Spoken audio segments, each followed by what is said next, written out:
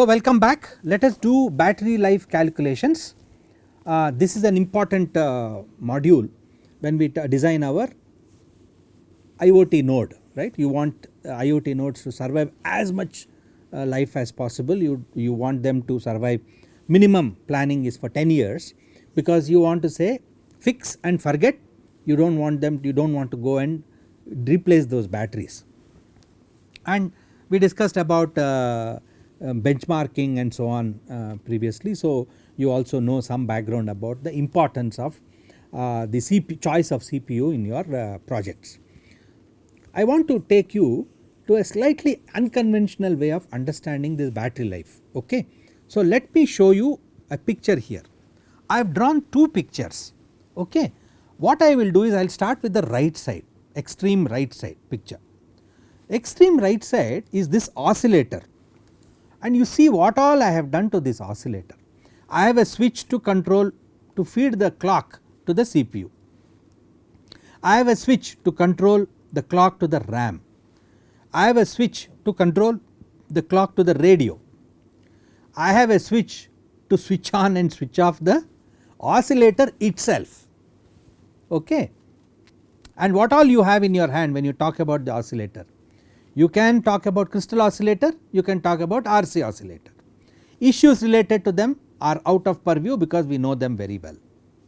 Now, life of the system simply means that you will have to program this switch as cleverly as possible.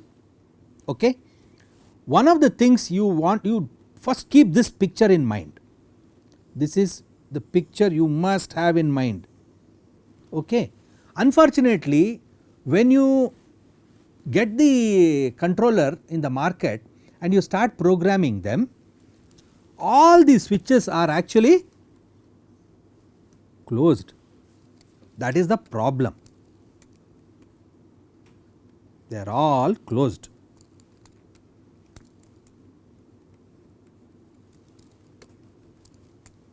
Because nobody wants to start by giving you a complicated environment. The data sheet is only telling you about this, folks, nothing else. The whole data sheet about configuring the CPU, sleep states of the CPU, when they say, they will tell you how to configure this switch. You cannot have a black and white switch. In other words, you can't have a switch which is open or closed. You can't be doing that. What it actually means is, I will now elaborate this. It simply means the CPU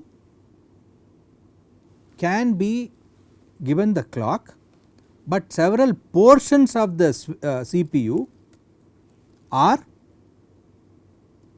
switched. Here this might be closed, this might be closed. I will write it a little bigger so that you will be able to. Okay, this clock will come here. This is the clock. Okay. Now, this clock, the CPU itself has several other blocks.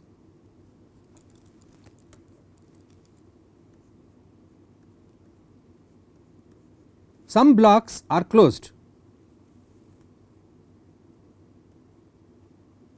This is closed block.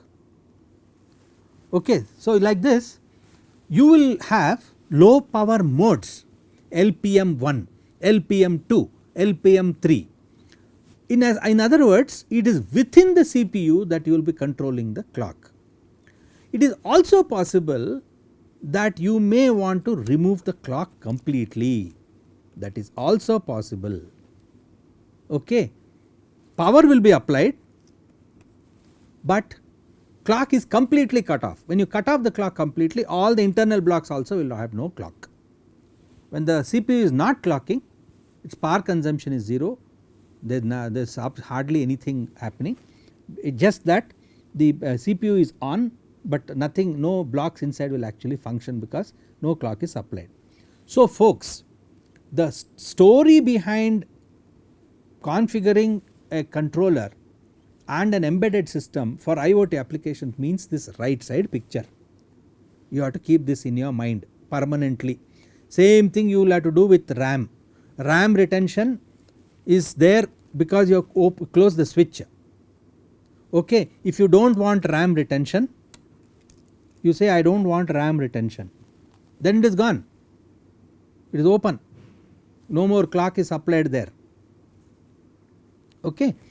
Either clock is not supplied, or sometimes even power is removed. This is not only for clock, this is also for more or less the same picture holds true for power. So, this is for clock and power. You want to get the clock, you can do it in the same picture. You want to get the power, you use the same picture. Remove the power means what? Open the switch here. So, keep this picture in mind and redraw the picture exactly like this. Okay. Now, we will put a mirror picture. I will put the power block in the middle and I will put one block here. What will I do? I will put a switch. Which block will I put here? I will put CPU. Here what I will put? Radio. Here what I will put?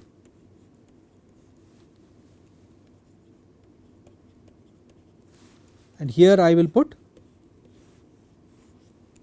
RAM, and of course I have to put a switch here. So, you can see this picture and this picture, I will call this 1 and I will call this 2, both are mirror of the other. In fact, you should also put the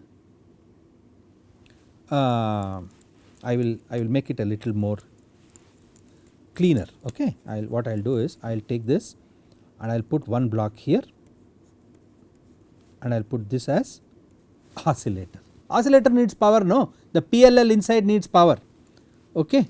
So, I think this is much more cleaner. So, you can see now 1 and 2 are more or less the mirror of one of the other. Here oscillator is in the heart of the configuration, here power is in the heart of the configuration, that is the only difference. What is in the middle? Essentially the controller, which has GPIO, which has flash memory, which has RAM, which has an oscillator circuit here, which has ADC, and it has a power block and a radio block. All of them are shown here. I tried to clutter it here, so I will remove this clutter now. Okay. So, that because we wrote it clean on either side, this is ADC which has to come back. So, this is ADC, this is oscillator, this is RAM, this and so on. Okay. It looks much clean now, and this is the CPU. In fact, this is nothing but the SOC, is not it? This is nothing but the SOC. Unless I write it big, you will not be able to see. Okay. So, how to get a grip on this? That is the question. So, let us go and do some demo on a website, so that you will be able to practice this all by yourself and get some idea on power consumption. So, let us now move to that part of the demo. Let us look at this screen. This is, you can, if you have a good internet connection, which I am sure you have, you already know several things about, if you go to this website, you actually know several things even before you do anything using your any physical hardware. On the left side you see there is a chip, and this is an online website from DevZone Nordic website. You can see the chip choice, you can choose 532, 52832, 52840 or 52810. Let us choose 52832, does not matter. Okay. I will choose the voltage as 3 volts, but you can move it, it can become 3.1, it can become 3.2, 3.3 up to 3.6. Okay, let me put it at 3.3. Now, here I can choose DC-DC regulator on, or I can do off. It has some you can see it is directly changing here. Okay, supposing I do on, you see it is 6 here, and you have some, you can keep observing these bar graph which is current along the y axis, and time along the x axis. I remember I mentioned this already to you. So what is happening if I do off, okay, it has gone to 12. If I do on, it becomes 6, something, it crosses threshold 6. Dramatic, dramatic. Why is it so dramatic, folks? Because of the following reason, folks. I already mentioned this to you many times. Look at this picture. If you choose switching regulator, they are highly efficient. I remember I even told you it is greater than, efficiency is even greater than 95%. Whereas if you choose linear dropout regulators or low dropout, actually it is called low dropout regulator, these are linear regulators actually, okay. These are efficiency in the order of 50%, and therefore one is efficiency, the other is the fact that this is a lot more power guzzling as a block. When we do these blocks, you will appreciate them better, but you know now what to choose in terms of if you are looking at high battery life for your systems, whether you should choose DC-DC or you do not want DC-DC. You will also realize that not choosing DC-DC sometimes is highly advantageous yet, because although it is taking a lot more current, because the sensing becomes smooth, less noisy, no noise in the sense data. If you are giving a lot of importance to sensing, then please choose low dropout regulator. At least at the time when you are sensing, switch over to low dropout regulator, and then for normal operations you could perhaps go to DC-DC regulator. These are possible, easily doable, because these are software configurations which you can choose on the system in your programming code itself. Folks, again here you are, next block, crystal.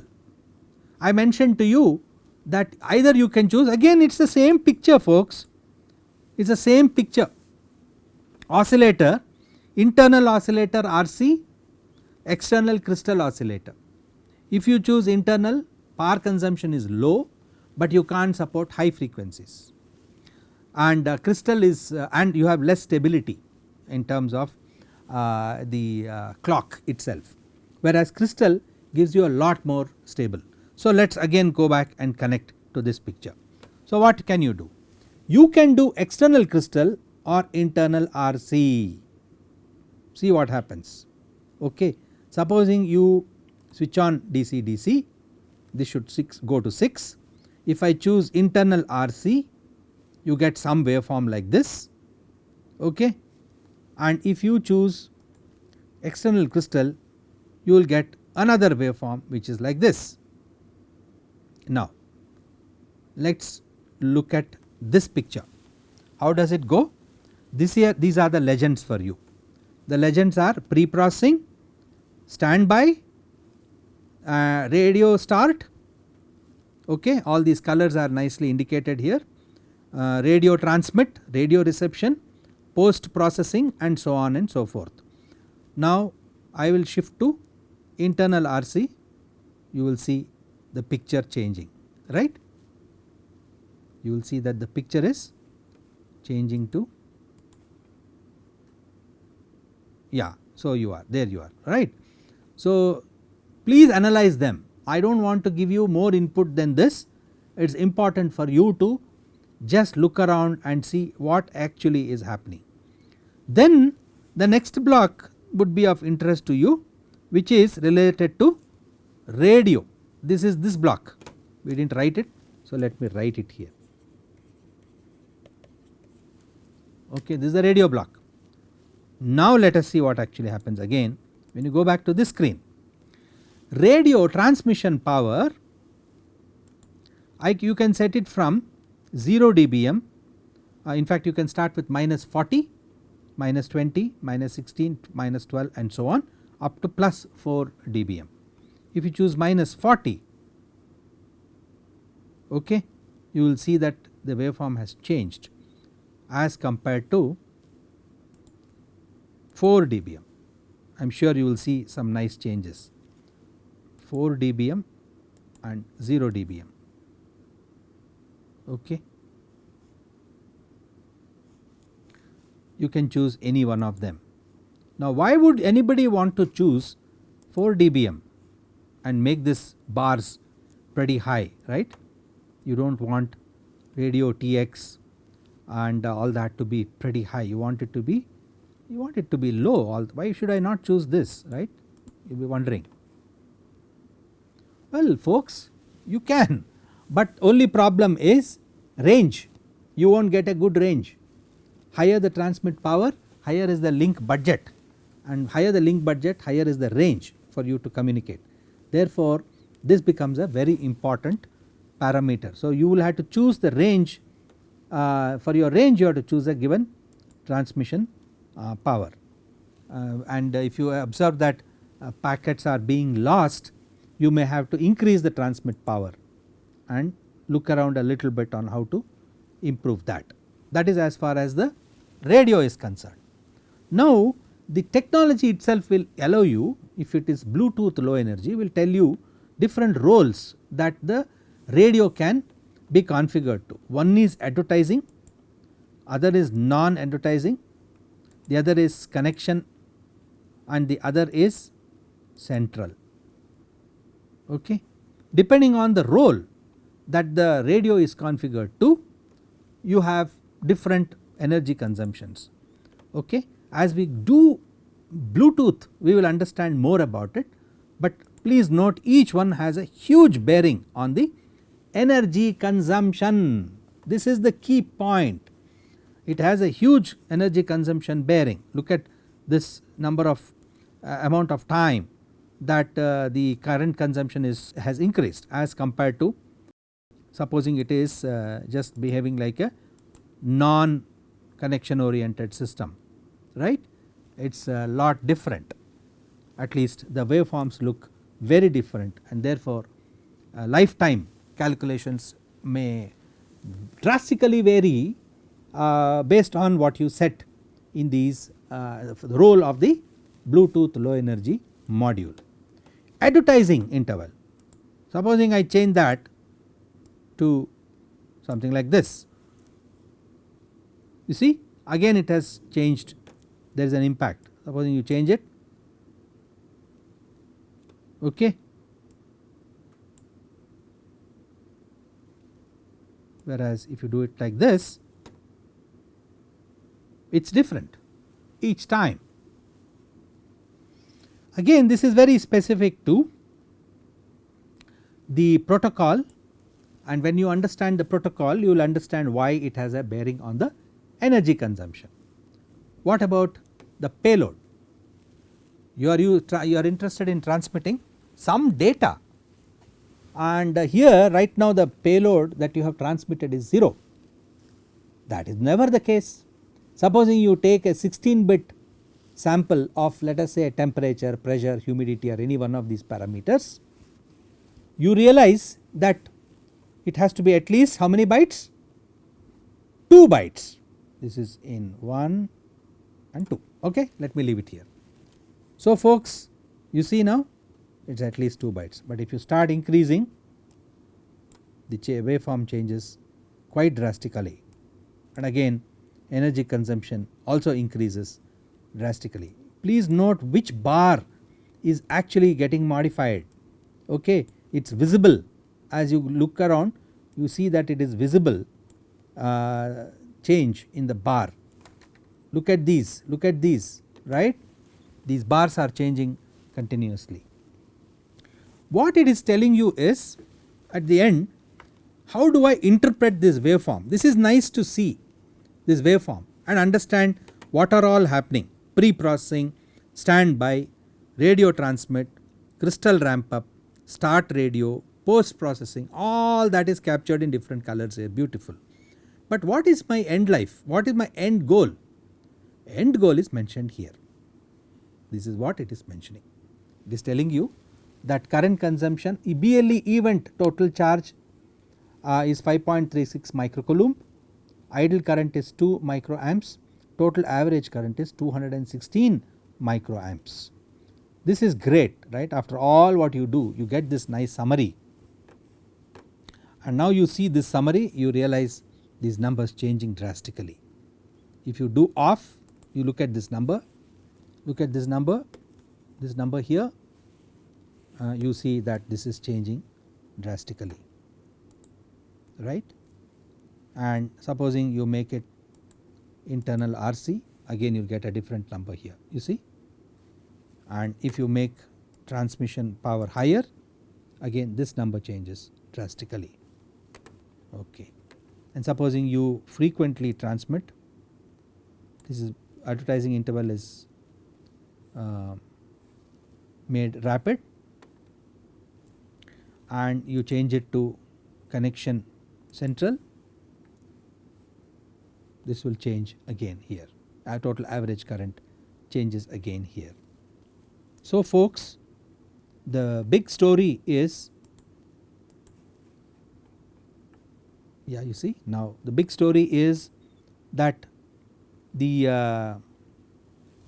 current consumption average total average current is very important, because this will drive you, at least first cut it will tell you, it is important because it will tell you what is the likelihood of a battery life of your system, okay. This is the first part. Now we will take an example and we will do some calculations, and then you will get a overall view of the battery life calculations. We built the story with respect to a embedded node which uses a controller like Nordic 532 and so on, and we did some tests. But that is simulation related work, but you need to actually build and make a measurement, isn't it? So we have to make a proper table and understand what are the consequences of using a battery in certain applications. Let us take a very practical case. I am sure you have all worked with coin cell batteries, okay. You go to the market, look at the number, go and buy one and then use it for your application. Folks, that is just one small part of the story, okay. And in fact that is not the way you go about installing these devices. If you are doing a course like design for IoT, you have to go and look at the data sheet of that. Why is the question. So let us look at the reasons for looking at the data sheet. Take the case of CR2032. I put down what all I know about the battery already. The chemistry of the battery is, it is a lithium manganese dioxide battery. Some manufacturers quote 235 milliampere hour as its capacity, and some of them quote 240 milliamperes as its capacity. Now here is my observation, okay. Here are a few things that you have to, this is the crux of the problem in fact, okay. If the average current of your load of your embedded system is 2.4 milliamperes, then the battery should last 100 hours. Very simple calculation, but reality is no, it does not last this long, impossible, it just does not last this long. Why is the question. That is the reason why you should understand the data sheet well. So let us see the next part of the observation. The way the battery is discharged has an impact. It is not about what you have shown in terms of the average current of 2.4 milliamperes, it is the way you discharge it is important. What does it mean? It means somehow you should manage the discharge to what the manufacturer says, then it will be close to the nominal capacity of the battery. Now who tells you the nominal capacity? The manufacturer tells you the nominal capacity. What is the actual capacity? That is another problem. We do not know the actual capacity, but what manufacturer says is the nominal capacity. Our aim should be, when you design your system, that it should be close to the nominal capacity. So discharge as per manufacturer data sheet to be close to the nominal capacity. This is the first term that you learn. I will tell you why you should do that, but before we look at the data sheet, you look at what I am trying to explain here. What you see on the x axis is time, and what you see on the y axis I mentioned to you is usual, that is the current. What you have here is a sleep period followed by a certain milliseconds of high power consumption, high current consumption. When I say high power, I actually mean high current as well, because power is voltage times the current. If the voltage is held constant, which is often the case, the high current actually means high power. So, if you have 20 milliamperes as a peak, you can see for certain amount of milliseconds the high current is used.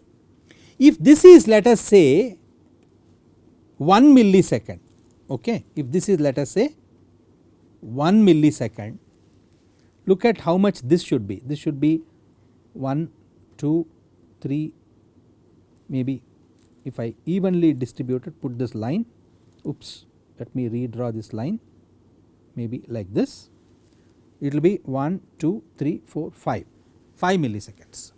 5 milliseconds later you are again drawing 20 milliamperes. So, you are sleeping for 5 milliseconds and again you are drawing 20 milliamperes. Okay. This is definitely not going to match what the manufacturer tells you. But if you look at this picture, what is the average in this picture?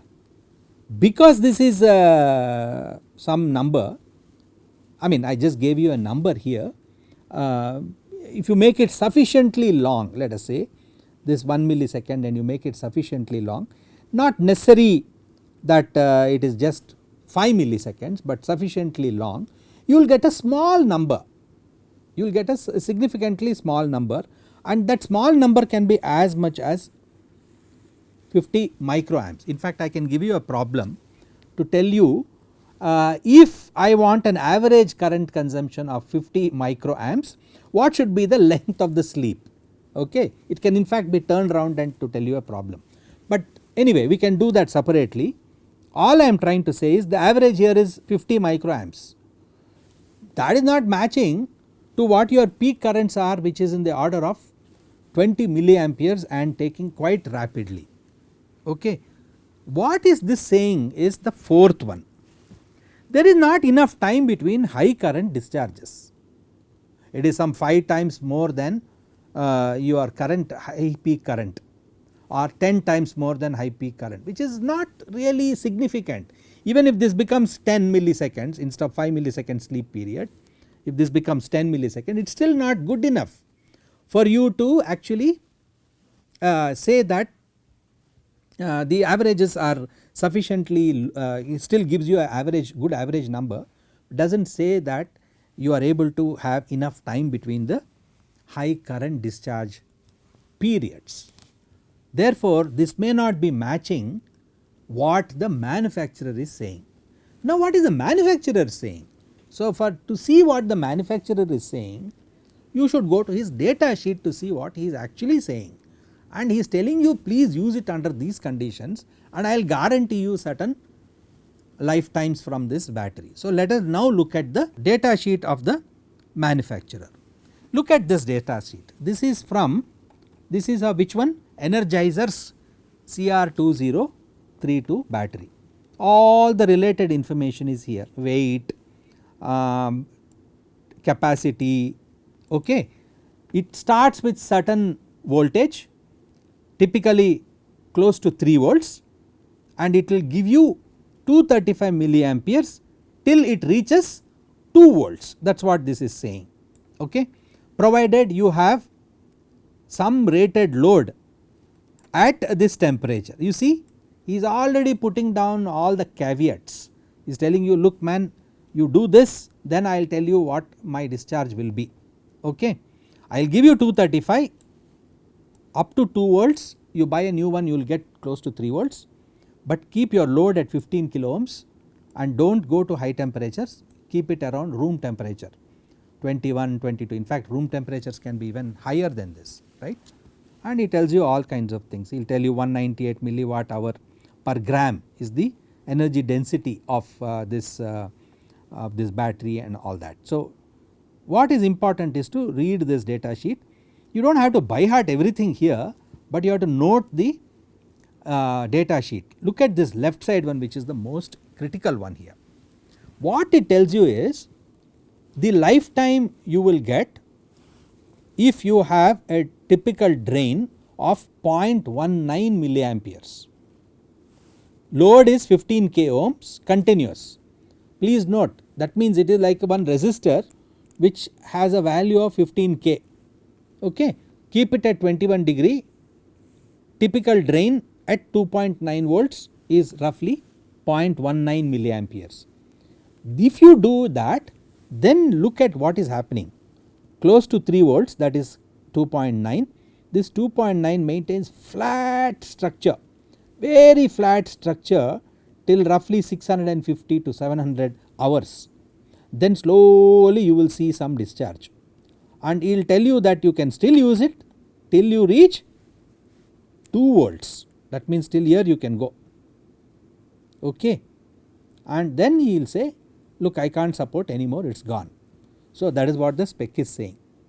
So this left side picture is very important for you to understand. Now other data sheet parameters include pulse discharge characteristics. Okay. So when you apply a pulse, okay, he will tell you what specifications he has made a measurement, the manufacturer has made a measurement. He says pulse drain is 2 seconds, 12 times per day, 400 ohm equivalent load, 6.8 roughly 6.8 milliampere at 2.7 volts he is giving this pulse. Okay. Roughly it is a 6.8 milliampere 2 second pulse, 12 times a day he is doing. Then he tells you some characteristics of the battery capacity, and remember your battery capacity is 235. So you have to look up your 235 and say, oh God, if I am getting 235 and that is not possible, I must at least know that if my load is corresponding to something close to this pulse drain, okay, where and when should I use the actual capacity? That is what you should derate. This is meant for derating. This is pulse drain, this is background draining. Continuous 15 k 0.19 milliampere at 2.9, which is similar to what you saw on this side. This is pulse drain. Okay. Now you should go back and say, if I am close to whatever has been spec'd here, you will quickly realize how much of lifetime you will get from the battery. Okay. What will be your actual capacity of the battery. Okay. So that is essentially this picture, but we will continue our discussion to move on a little more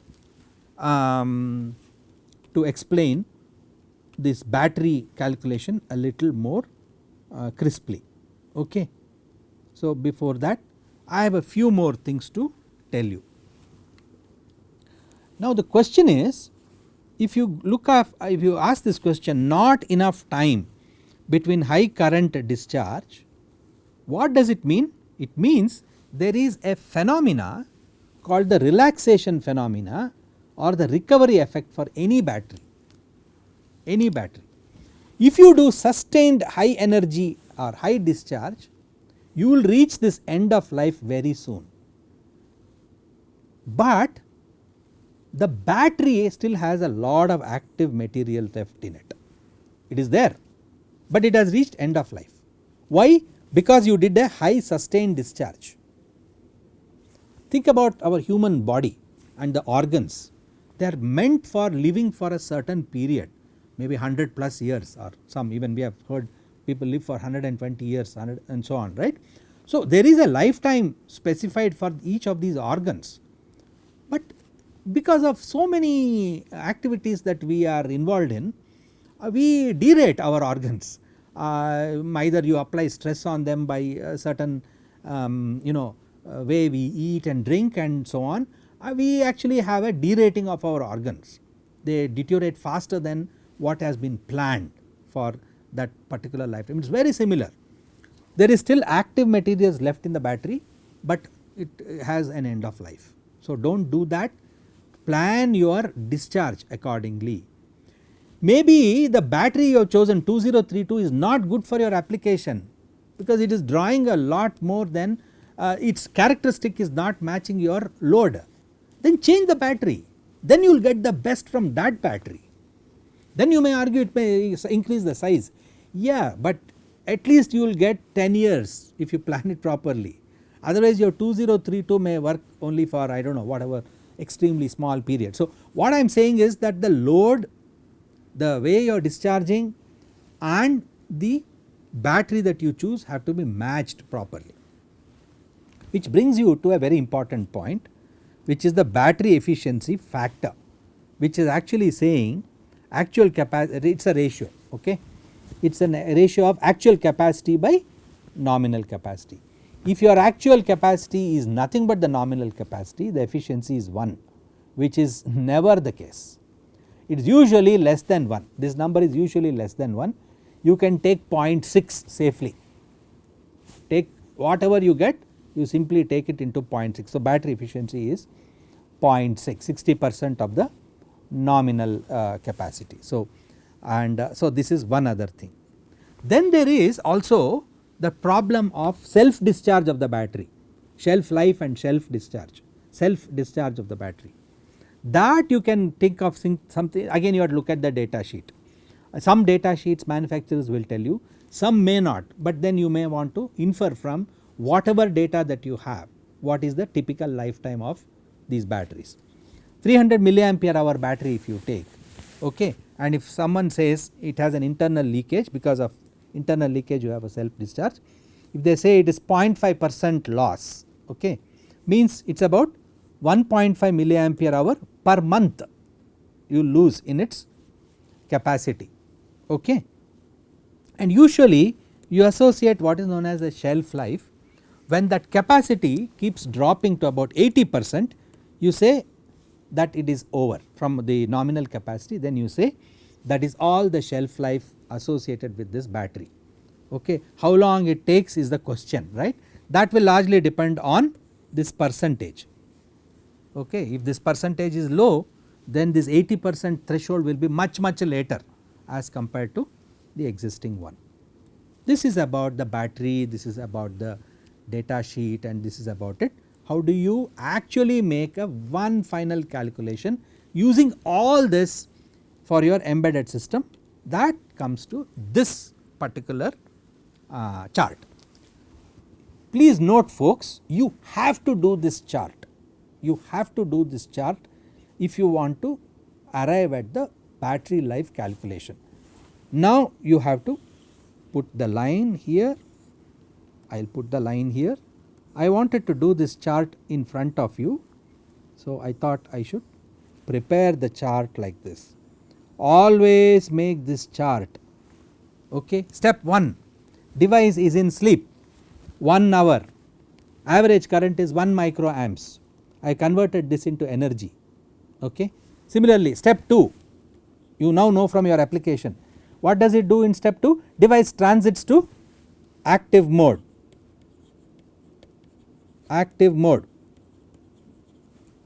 transition,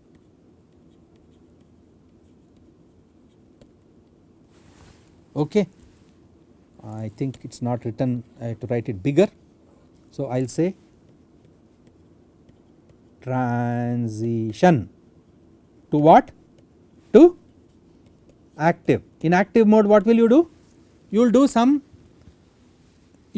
activity, you will do either an ADC acquisition or you will do a transmission or something you will do. So let us see what all happens. This transition takes 10 milliseconds, you will perhaps consume 50 microamps, and I can put down its equivalent, milliampere hour equivalent, okay. Then third, now that you come to active state, we will come to sensor. Remember we discussed enough about ADCs, sensors and all that. Sensor is captured, what all you are doing? Capture, process also, isn't it? Maybe you may want to put in RAM. So, put it in store, we do not know, maybe it is stored in RAM or it can also be flash. If it is flash, it is much higher, that all that may take about 1 millisecond, and you may consume 5 milliamps, and if you convert this is 50 micro, this is 50 milliampere, so it will be minus 6, 10 power minus 6. Now you will perhaps, this is an embedded node, so you will do a device in, you are on, right, you will do a reception to receive data. You have to check, rather I will say you want to do a transmit, okay, let me say you want to do a transmit, check if medium is free. Typically this is called clear channel assessment, it is called CCA, that may take you 700 microamps, and it is not going to be cheap, it is an expensive affair. So this will be this is microseconds, this will be microseconds, right, that sorry about that, duration cannot be in amps. The average current is 20 milliamperes, and this is 3.89 into 10 power minus 6. Then you do a device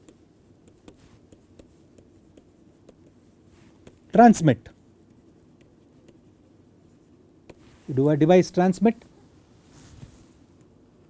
it depends on the data rate of the radio and the power, sorry, this is 550 microseconds, it depends on the radio, it depends on the transmit power that you have set for your power amplifier and all of that. So this also will be in the milliampere range, and therefore this will be also around maybe marginally lower than the previous step, because time has changed here, correct. Then you may want to, because you did a transmit, you may want to expect an acknowledgement. Acknowledgement means the device has gone back to reception state, you are waiting for some time and you will consume some amount of current, and you will definitely have energy which is bit on the lower side. Then after all this happens, you will go back to device sleep, which is nothing but your step 1.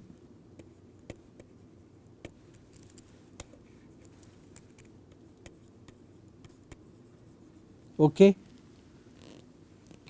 all this. Now if you total this, okay, you will get so many milliamperes, milliampere hours. Now think about what is actually this story here. Compare this number with any one of these numbers. What is it telling you? This is the dominating number. These do not make any sense. These do not make any sense,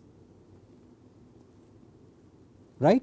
It is not making any sense here, which means 1 into 10 power minus 3 milliampere hour is used during sleep mode compared to total active, which is 10 power 1 into 10 power minus 5 milliampere hour usage. Okay. It means that in extremely low duty cycle applications, the sleep mode current can have a significantly higher impact on determining the battery life. Okay. Then the active mode average current, that is the big takeaway. Okay. This is a very nice example which will tell you where you should put your whole thought behind and why this calculation is important in its impact on the overall energy budgets and how you should plan that stuff. So, now this table you know already, right, and we made that critical observation also about the energy milliampere requirement of this complete system is comparable to that of the device in sleep. Suppose that this system was employed with a 500 milliampere hour battery. Okay. Let us take the battery capacity as 500 milliamperes and let us say its nominal, this is the nominal capacity, the actual capacity will be 300 milliamperes because I have multiplied the battery efficiency factor as 0.6, I have got the actual capacity. Now let us say, keeping 500 milliampere hour in the back of our mind, the self discharge per month, okay, what will happen? If you look at the table after 1 month, the total capacity used by the device during active mode and sleep mode is total capacity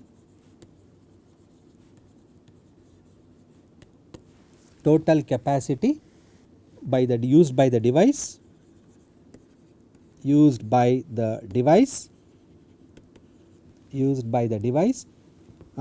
during active mode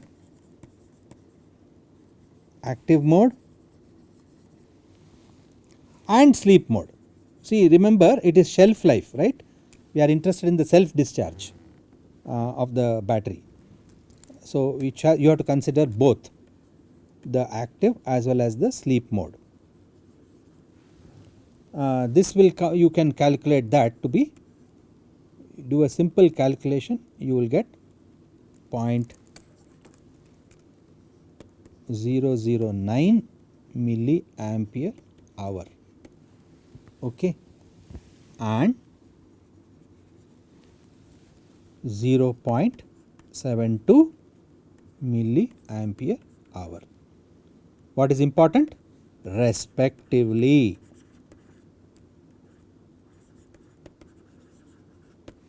Okay. One is for active mode, the other is for sleep mode. Now, in comparison, the energy wasted due to battery self discharge over 1 month is how much? 5 milliampere. So, in comparison, energy wasted due to battery self discharge over 1 month is 5 milliampere hour, which therefore has the biggest impact on the battery life. Okay. So, that is the next observation. Energy wasted due to the battery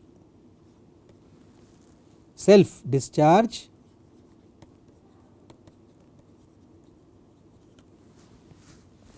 over 1 month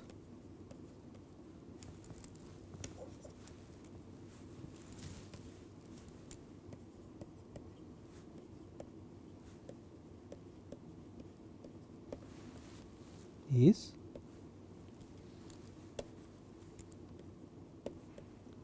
5 milliamp hour.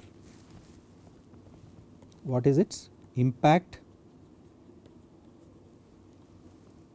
Is the biggest, right, on battery life. This is the summary of all what we wanted to say in our discussions here. Thank you very much.